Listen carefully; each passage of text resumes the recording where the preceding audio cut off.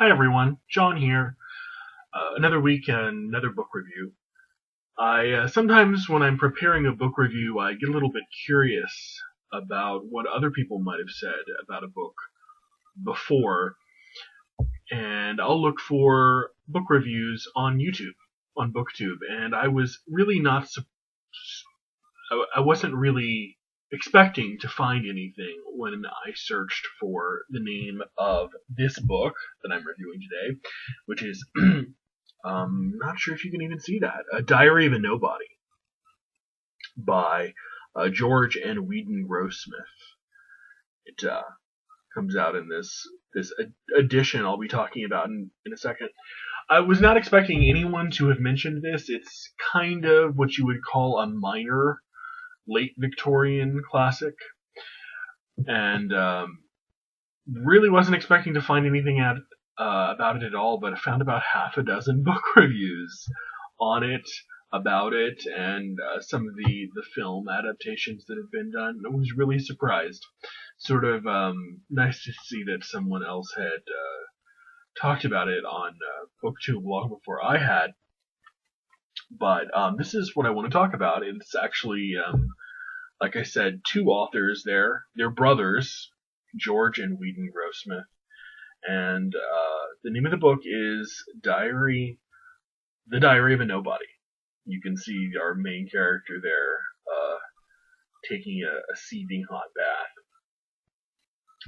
The only reason my attention was ever really drawn at all to Diary of a Nobody was because it garnered one of these Penguin Classic reprint editions.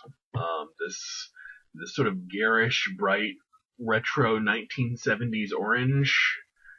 I think they're ugly as sin, but it's it's the way they chose to reprint it, so whatever.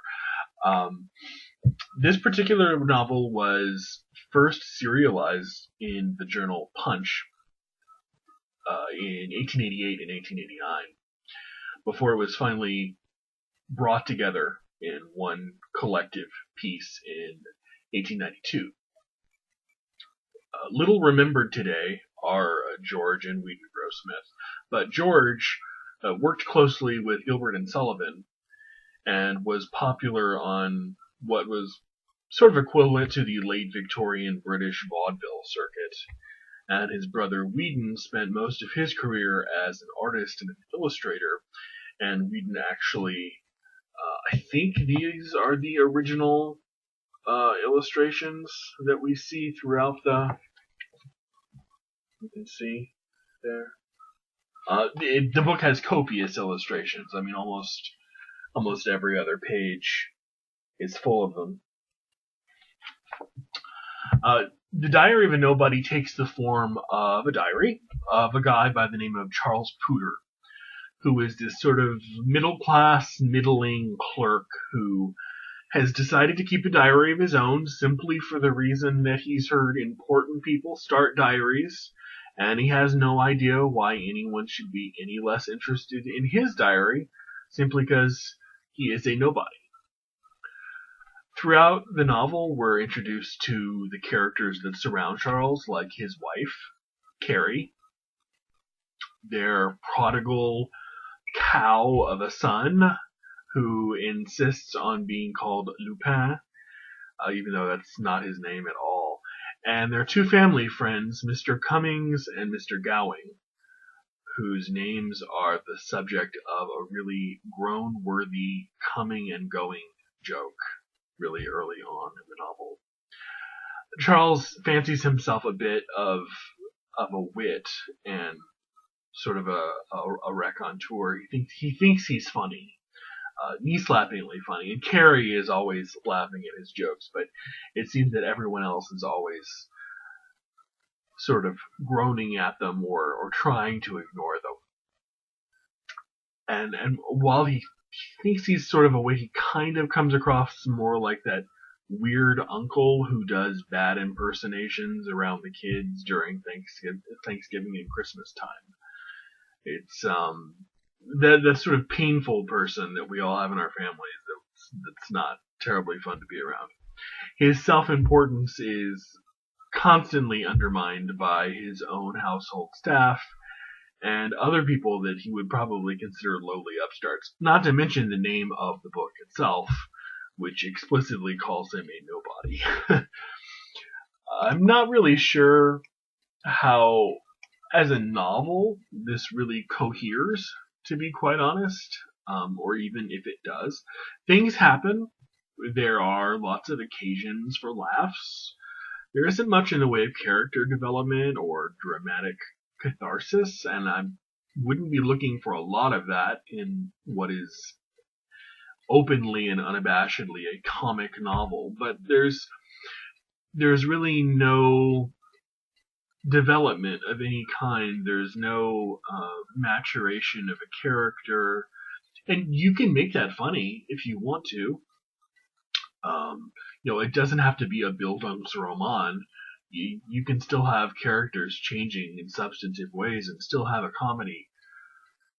Sometimes it just comes across as one gag joke after another, only connected by the trifling middle-class aspirations that Charles Pooter has for himself and his family.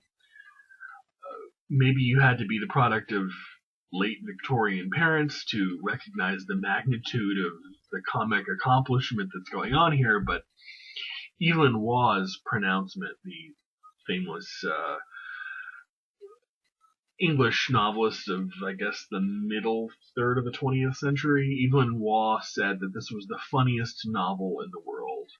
And that almost certainly, at least from my perspective, is a fairly hyperbolic statement. If a parody of late 19th century bourgeois capitalism and an up-and-coming middle class told through the ramblings of a sort of a self-important hack nobody seems like it might be up your proverbial alley, this might be something fun for you. Thankfully, it's short. It's not a huge time investment. This edition is only 200 pages, and the introductions to when you have a new book are blank. So there are quite a few blank pages, and as I already showed you, there are quite a few illustrations too. So we might be dealing with maybe 150 pages of actual text. This is kind of like what you would get if you sent Samuel Pepys to one of Hyacinth Bucket's or Bouquet's candlelight suppers with riparian delights and accidentally broke one of her pieces of royal Belgian china with the hand-painted periwinkles, for those of you who recognize the reference to that British comedy. And this was interesting. I'm not sure I'd ever want to read it again, or I'm not sure I'd ever recommend it, but it is kind of like the keeping up appearances of late Victorian novels. There you go. In a nutshell. George and Weedon Grossmith's The Diary of a Nobody. I will see you guys next week. Bye.